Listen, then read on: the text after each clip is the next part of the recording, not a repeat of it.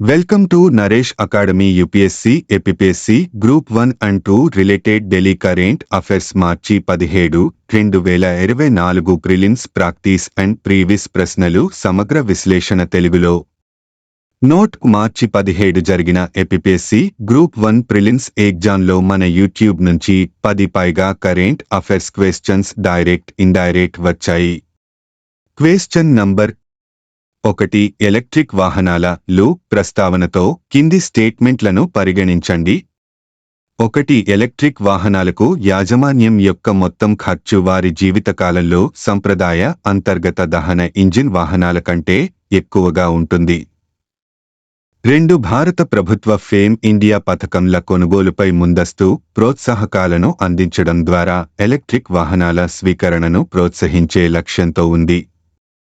3. చాలా ఎలక్ట్రిక్ వాహనాలలో ఉపయోగించే లిథియం-అయాన్ బ్యాటరీలు పూర్తిగా జీవధోకరణం చెందుతాయి మరియు వాటి జీవితచక్రం తర్వాత ఎటువంటి పర్యావరణ ప్రమాదాలను కలిగి ఉండవు.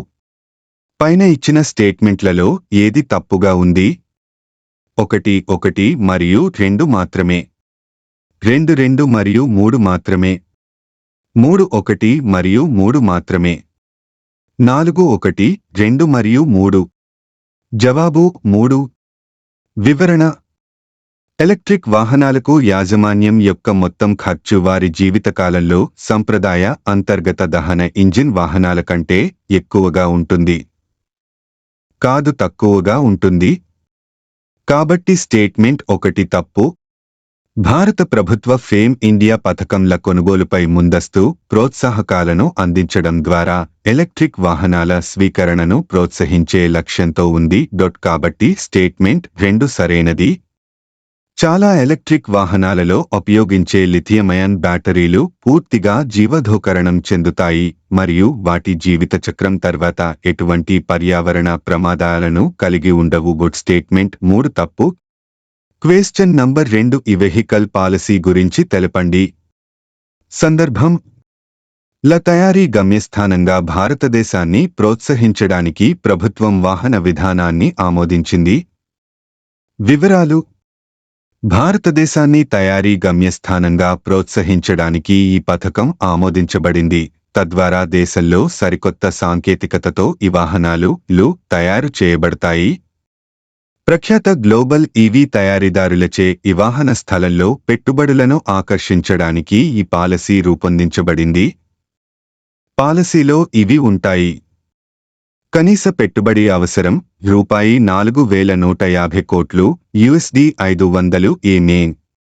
గరిష్ట పెట్టుబడిపై పరిమితి లేదు. భారతదేశంలో తయారీ కేంద్రాలను ఏర్పాటు చేయడానికి, ఈ వాహనాల వాణిజ్య ఉత్పత్తిని ప్రారంభించడానికి మరియు గరిష్టంగా 5 సంవత్సరాలలో 50% దేశీయ విలువ జోడింపు DVAకి చేరుకోవడానికి 3 సంవత్సరాలు. తయారీ సమయంలో దేశీయ విలువ జోడింపు DVA 3వ సంవత్సరం నాటికి 25% మరియు 5వ సంవత్సరం నాటికి 50% స్థానికీకరణ స్థాయిని సాధించాలి. 15% కస్టమ్స్ సుంకం CED యూనిట్లకు వర్తిస్తుంది. కనిష్ట CAF విలువ $35,000 మరియు అంతకంటే ఎక్కువ ఉన్న వాహనాలపై మొత్తం 5 సంవత్సరాల కాలానికి వర్తిస్తుంది. తయారీదారు 3 సంవత్సరాలలోపు తయారీ కేంద్రాలను ఏర్పాటు చేస్తారు. దిగుమతికి అనుమతించబడిన మొత్తంల సంఖ్యపై మినహాయించబడిన సుంకం చేసిన పెట్టుబడికి లేదా 6484 కోట్లకు పీలే పథకం కింద ప్రోత్సాహకానికి సమానం. ఏది తక్కువగా ఉంటే దానికి పరిమితం చేయబడుతుంది. $800 million లేదా అంతకంటే ఎక్కువ పెట్టుబడి ఉంటే సంవత్సరానికి 8,000 కంటే ఎక్కువ కాకుండా గరిష్టంగా 40,000 అనుమతించబడతాయి. విధానం అంచనా వేయబడింది. భారతీయ వినియోగదారులకు అత్యాధునిక సాంకేతికతకు ప్రాప్యతను అందించండి. మేక్ ఇన్ ఇండియా చొరవను పెంచండి. ఈవీ ప్లేయర్ల మధ్య ఆరోగ్యకరమైన పోటీని ప్రోత్సహించడం ద్వారా ఈవీ పర్యావరణ వ్యవస్థను బలోపేతం చేయండి. అధిక పరిమాణంలో ఉత్పత్తి ఆర్థిక వ్యవస్థలను సాధించడం. ఉత్పత్తి వ్యయాన్ని తగ్గించండి. ముడి చమురు దిగుమతులను తగ్గించండి. తక్కువ వాణిజ్య లోటు. ముఖ్యంగా నగరాల్లో వాయు కాలుష్యాన్ని తగ్గించండి. Question number 3. Antimicrobial resistance MR గురించిన కింది ప్రకటనలను పరిగణించండి. ఆరోగ్య సంరక్షణ రంగం, జంతు ఆరోగ్యం మరియు వ్యవసాయంలో ఎంఆర్ సమస్య. ఎంఆర్ కొన్ని నిర్లక్ష్యం చేయబడిన ఉష్ణమండల వ్యాధులలో గమనించబడింది. పైన ఇచ్చిన స్టేట్మెంట్లలో ఏది సరైనది? 1 మాత్రమే, 2 మాత్రమే, 1 మరియు 2 పైవేవి కాదు. జవాబు 3. వివరణ. యాంటీమైక్రోబియల్ రెసిస్టెన్స్ ఎంఆర్ అంటే ఏమిటి? యాంటీమైక్రోబయాల్స్ యాంటీబయాటిక్స్, యాంటీవైరల్, యాంటీఫంగల్స్ మరియు యాంటీపరాసిటిక్లతో సహా మానవులు, జంతువులు మరియు మొక్కలలో ఇన్ఫెక్షన్లను నివారించడానికి మరియు చికిత్స చేయడానికి ఉపయోగించే మందులు. ఇది సూక్ష్మజీవుల ప్రతిఘటనగా నిర్వచించబడింది. అవి మొదట సున్నితంగా ఉండే యాంటీమైక్రోబయాల్ ఏజెంట్కి యాంటీమైక్రోబియల్ నిరోధకతను అభివృద్ధి చేసే సూక్ష్మజీవులను కొన్నిసార్లు సూపర్ బగ్స్ అని పిలుస్తారు. బాక్టీరియా, వైరస్లు, శిలీంధ్రాలు మరియు పరాన్నజీవులు పరిణామం చెంది యాంటీబయాటిక్లకు ప్రతిస్పందించడంలో విఫలమైన సమయంలో యాంటీమైక్రోబియల్ రెసిస్టెన్స్ ఎంఆర్ ఉద్భవించిందని హూ చెబుతోంది. వ్యాధులను నయం చేయడం కష్టతరం చేస్తుంది మరియు వ్యాధి సంక్రమించే ప్రమాదాన్ని పెంచుతుంది. దీర్ఘకాలిక పరిస్థితి మరియు మరణం. యాంటీబయాటిక్స్ మరియు ఇతర మందులు మాదక ద్రవ్యాల సహనం కారణంగా పనికిరానివిగా మారతాయి మరియు అనారోగ్యాలు నయం చేయడం చాలా కష్టంగా లేదా అసాధ్యంగా మారతాయి. సందర్భం food safety and standards authority of India FSSAI central advisory committee CAC తమిళనాడులోని కోయంబత్తూర్లో జరిగిన 43వ సిఎసి సమావేశంలో యాంటీమైక్రోబియల్ రెసిస్టెన్స్ ఎంఆర్ పై అథారిటీ యొక్క కార్యాచరణ ప్రణాళికను ఆవిష్కరించింది. ఈ సమావేశంలో ఎంఆర్ నేషనల్ యాక్షన్ ప్లాన్ కింద ఎఫ్సాయి యొక్క బాధ్యతలలో భాగంగా పశువులు, ఆక్వాకల్చర్, పౌల్ట్రీ మొదలైన వాటిలో యాంటీబయాటిక్స్ యొక్క న్యాయబద్ధమైన ఉపయోగం గురించి రైతులకు అవగాహన కల్పించడంపై చర్చలు జరిగాయి. Question number 4. బయోఇథనాల్ గురించి క్రింది ప్రకటనలను పరిగణించండి. వేరుశెనగ, పొద్దుతిరుగుడు నూనె మరియు కాసావా వంటి వ్యవసాయ ఫీడ్స్టాక్ల నుండి బయోఇథనాల్ను ఉత్పత్తి చేయవచ్చు. బయోఇథనాల్ ఉత్పత్తి కార్బన్ తటస్థంగా పరిగణించబడుతుంది. E100 ఇంధనం అనేది 100% ఎథనాల్ మరియు పెట్రోల్ లేని బయోఇథనాల్ ఇంధనం. పైన ఇచ్చిన స్టేట్మెంట్లలో ఎన్ని సరైనవి? ఒకే ఒక్కటి, కేవలం 2, 3 పైవేవి కాదు. జవాబు ఏ. వివరణ. కసావా కర్ర పెండలం ఆహారంగా వాడే ఒక దుంప. కాసావా మొదటి మరియు 2వ తరం జీవ ఇంధనాలను ఉత్పత్తి చేయడానికి ఫీడ్స్టాక్గా ఉపయోగపడుతుంది. కానీ వేరుశెనగ, పొద్దుతిరుగుడు నూనె భారీ స్థాయిలో బయోడీజిల్ ఉత్పత్తికి ఎంపికలలో ఒకటి అని నిర్ధారించబడింది. కాబట్టి స్టేట్మెంట్ 1 తప్పు. బయోఇథనాల్ ఉత్పత్తి కార్బన్ తటస్థంగా పరిగణించబడుతుంది. దీని అర్థం వాతావరణంలోకి అదనపు కార్బన్ డయాక్సైడ్ విడుదల చేయదు. అయినప్పటికీ దాని ఉత్పత్తిలో ఉపయోగించే ప్రక్రియల కారణంగా జీవ ఇంధనం నిజంగా కార్బన్ న్యూట్రల్ కాదు. కాబట్టి స్టేట్మెంట్ 2 తప్పు. E100 ఇంధనం అనేది 100% ఎథనాల్ మరియు పెట్రోల్ లేని బయోఇథనాల్ ఇంధనం. కాబట్టి స్టేట్మెంట్ 3 సరైనది. సందర్భం ఎథనాల్ 100 ఇంధనాన్ని పెట్రోలియం, సహజ వాయువు మరియు గృహ నిర్మాణం మరియు పట్టణ వ్యవహారాల కేంద్ర మంత్రి శ్రీ హర్దీప్ సింగ్ పూరి ప్రారంభించారు. ఏథనాల్ 100 గురించి భారతదేశం మహారాష్ట్ర, న్యూఢిల్లీ, కర్ణాటక, తమిళనాడు మరియు ఉత్తరప్రదేశ్లలోని 183 ఇండియన్ ఆయిల్ అవుట్లెట్లలో ఇథనాల్ 100 అమ్మకాలను క్లీనర్ ప్రత్యామ్నాయ ఇంధనాల వైపు వ్యూహాత్మకంగా ముందుకు తీసుకెళ్లడం ప్రారంభించింది. ఇది 2025 నుంచి 26 వరకు నాటికి ప్రభుత్వం యొక్క 20% ఇథనాల్ పెట్రోల్ మిశ్రమానికి అనుగుణంగా అధిక ఆక్టేన్ పర్యావరణ అనుకూల ఇంధనం, అధిక పనితీరు మరియు తక్కువ ఉద్గారాలను అందించే పెట్రోలుకు క్లీనర్ ప్రత్యామ్నాయంగా ఇథనాల్ ఉంచబడింది. ఇథనాల్ ఒక 100 ఇంధనాన్ని కలిగి ఉన్న ప్రపంచంలోని అతి కొద్ది దేశాలలో భారతదేశం కూడా ఉంది. అన్నదాతలను ఊర్జాదాతలుగా మార్చాలనే భారత ప్రధానమంత్రి దృష్టితో ఇథనాల్ ఒక 100ని ప్రారంభించడం స్ఫూర్తిదాయక. దిగుమతి ఆధారపడటాన్ని తగ్గించడం, విదేశీ మారకద్రవ్యాన్ని ఆదా చేయడం మరియు వ్యవసాయ రంగాన్ని పెంచడం వంటి ప్రభుత్వ నిబద్ధతను ఇది ప్రతిబింబిస్తుంది. 2023లో ఈ 20% ఇథనాల్ మిశ్రమ ఇంధనం పై ప్రధానమంత్రి ప్రకటించినప్పటి నుండి ఈ 20 లభ్యత ఒక సంవత్సరంలోపు 12,000 అవుట్లెట్లకు పెరిగింది మరియు ఇప్పుడు ఇండియన్ ఆయిల్ యొక్క 183 అవుట్లెట్లలో ఈటీ చెన్నైలో 100 ప్రారంభించడంతో మేము దానిని సాధించడానికి దగ్గరగా ఉన్నాము. 2025 నుంచి 26 వరకు నాటికి 20% ఇథనాల్ కలపడం లక్ష్యం. గత 10 సంవత్సరాలలో ఈ ఇథనాల్ మిశ్రమ కార్యక్రమాలు రైతుల ఆదాయాలను పెంచాయి, గ్రామీణ ఉపాధిని పెంచాయి, 1.75 కోట్ల చెట్లను నాటడానికి సమానమైన C2 ఉద్గారాలను తగ్గించాయి మరియు ఫలితంగా రూపాయలు 85,000 కోట్ల విలువైన విదేశీ మారకద్రవ్యాన్ని ఆదా చేశాయి. క్వశ్చన్ నంబర్ 5 భోపాల్ సమీపంలోని atmospheric research test bed art గురించిన కింది ప్రకటనలను పరిగణించండి. 1 భారతదేశంలో వర్షపాతం అంచనాల ఖచ్చితత్వాన్ని మెరుగుపరచడం ఆర్ట్ లక్ష్యం. 2 ఇది పుణేలోని Indian Institute of Tropical Meteorology IITM ద్వారా నిధులు సమకూర్చబడిన ప్రాజెక్ట్.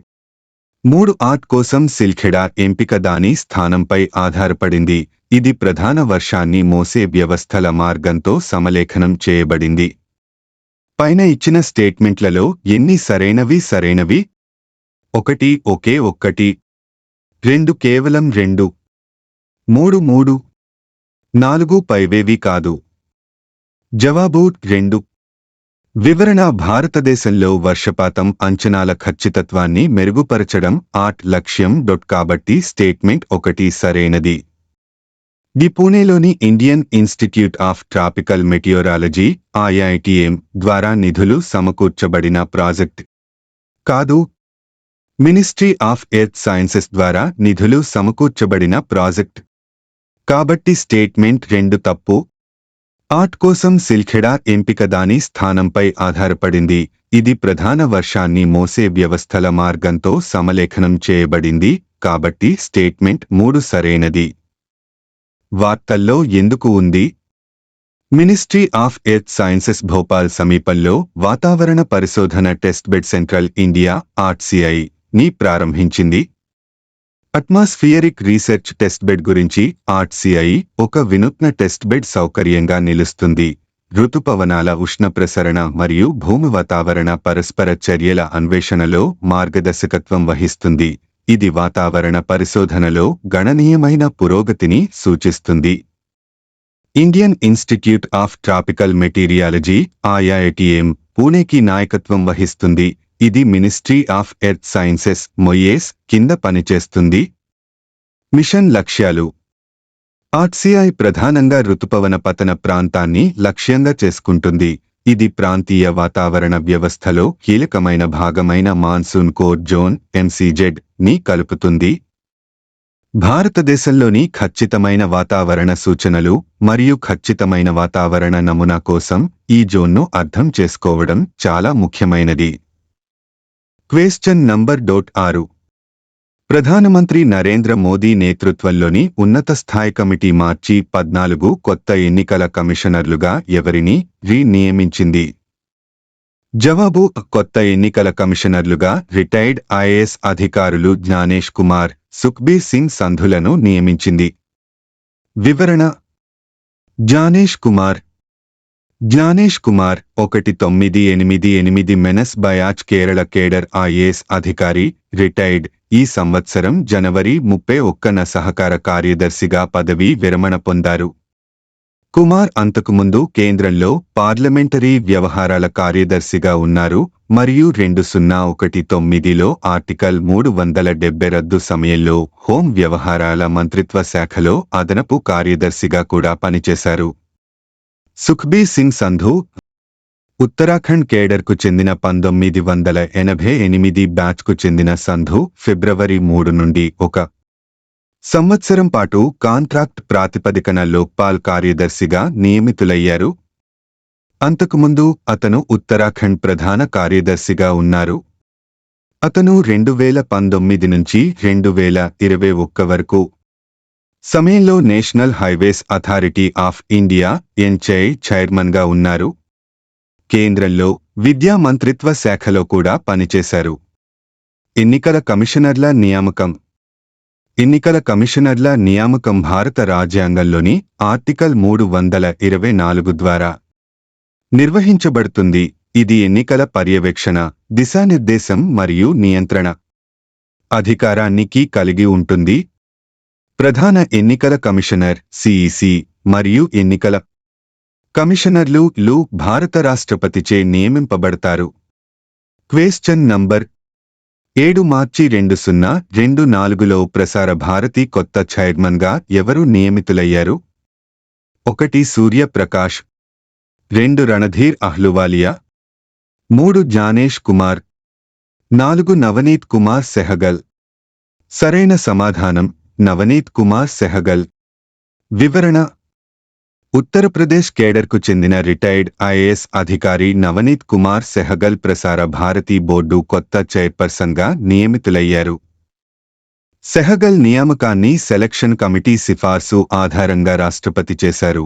ప్రసార భారతి చైర్మన్ ఎంపిక ప్యానెల్లో vice president, press council of India chairperson మరియు రాష్ట్రపతి నామినీ ఉంటారు.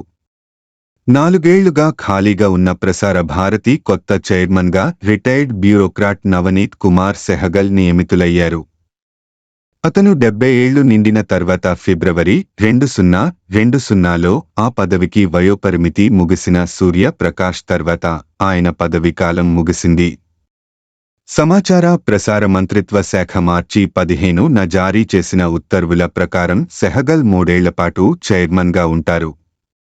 ప్రసార భారతి అనేది దూరదర్శన్ టెలివిజన్ నెట్వర్క్ మరియు ఆల్ ఇండియా రేడియోను కలిగి ఉన్న భారతదేశపు అతిపెద్ద public broadcasting agency. Prasar Bharati ఇటీవల తన రిపోర్టర్ల నెట్వర్క్ నుండి వార్తల ఫీడ్లను యాక్సెస్ చేయడానికి రిజిస్టర్డ్ ఎంటిటీల కోసం న్యూస్ షేరింగ్ సర్వీస్ అయినని ప్రారంభించింది. క్వెశ్చన్ నంబర్ 8 వ్యవసాయం మరియు రైతుల సంక్షేమ శాఖ 2022 నుంచి 23 వరకు తుది అంచనాలు మరియు 2023 నుంచి 24 వరకు యొక్క మొదటి ముందస్తు అంచనాలు ప్రకారం పండ్ల ఉత్పత్తితో ఆంధ్రప్రదేశ్ స్థానంలో నిలిచింది. సమాధానం: 2023 నుంచి 24 వరకు ఆర్థిక ఏడాదిలో 1,81,11,600 టన్నుల పండ్ల ఉత్పత్తితో ఆంధ్రప్రదేశ్ మొదటి స్థానంలో నిలిచింది.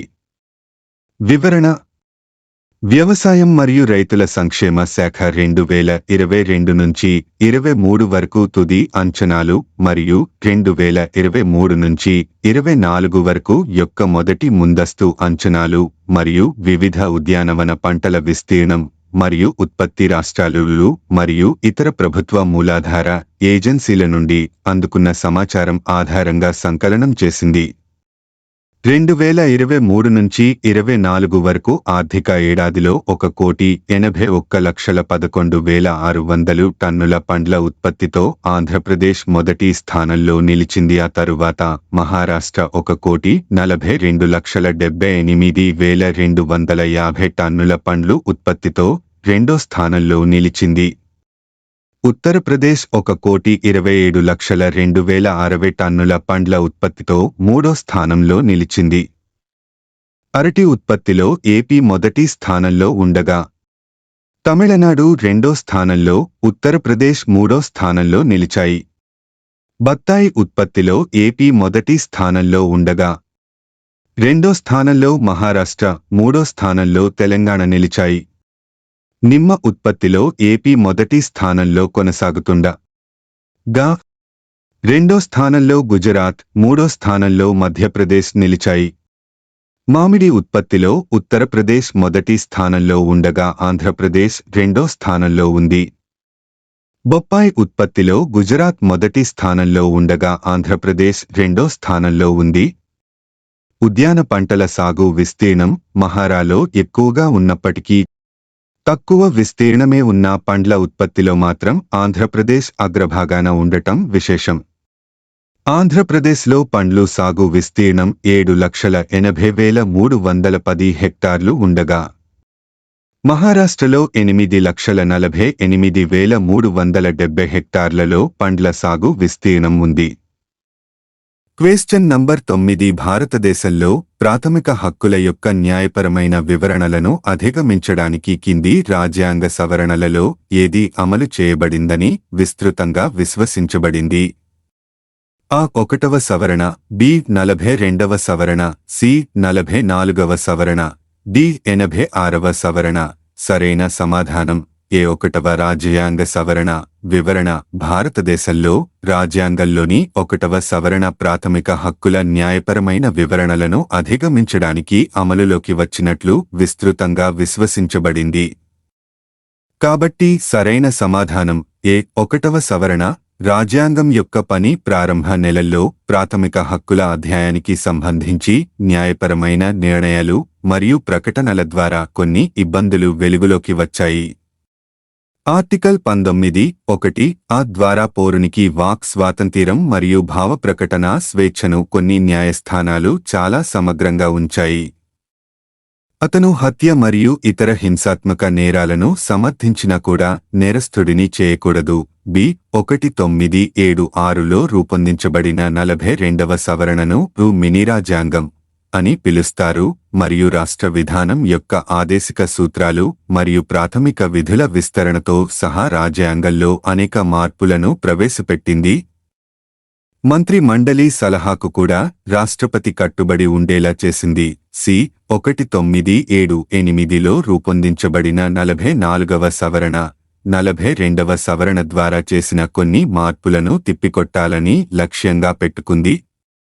ఇది న్యాయ వ్యవస్థ యొక్క కొన్ని అధికారాలను పునరుద్ధరించింది, ప్రాథమిక హక్కుల జాబితా నుండి ఆస్తిపై హక్కును తొలగించింది మరియు అత్యవసర నిబంధనల దుర్వినియోగానికి వ్యతిరేకంగా రక్షణలను ప్రవేశపెట్టింది. డి 2002లో రూపొందించిన 86వ సవరణ ఆర్టికల్ 21 కింద ప్రాథమిక హక్కుగా విద్యా హక్కును జోడించి 6 నుంచి 14 ఏళ్లలోపు పిల్లలందరికీ ఉచిత మరియు నిర్బంధ విద్యను అందించడం రాష్ట్ర బాధ్యత. క్వశ్చన్ నంబర్ 10 ఖారవేలుని హాతిగుంప శాసనం కళింగ ప్రాంతంలో ఎవరు కల్పించిన నీటి పారుదల వివరాల్ని తెలుపుతుంది? 1 మహాపద్మనంద, 2 బింబిసార, 3 అజాతశత్రు, 4 అశోక. సమాధానం 1 మహాపద్మనంద. వివరణ: మహాపద్మనందుడు మగధలో శిశునాగ వంశాన్ని జయించి నంద వంశాన్ని స్థాపించాడు. ఇది 345 బీసీ నుండి 321 బీసీ వరకు కొనసాగింది. మహాపద్మనంద కళింగలో నీటిపారుదల మార్గాలను నిర్మించాడు. హాతిగుంఫా శాసనం క్రీస్తుపూర్వం 2వ శతాబ్దంలో ఒడిశాలోని ఉదయగిరి ఖండగిరి గుహల నుండి ఏనుగు గుహ శాసనం అని కూడా పిలువబడే హాతిగుంఫా శాసనాన్ని రాజు ఖారావేల చెక్కాడు. హాతిగుంఫా శాసనం ప్రాకృత మరియు బ్రాహ్మీ లిపిలో 17 పంక్తులతో రూపొందించబడింది. కళింగ పాలకుడు ఖారవేల గురించిన సమాచారం యొక్క ప్రధాన మూలం ఉదయగిరి గుహలలోని హాతిగుంఫా శాసనం. Thank you for watching this video. Please subscribe my YouTube channel name @Naresh Academy 5509.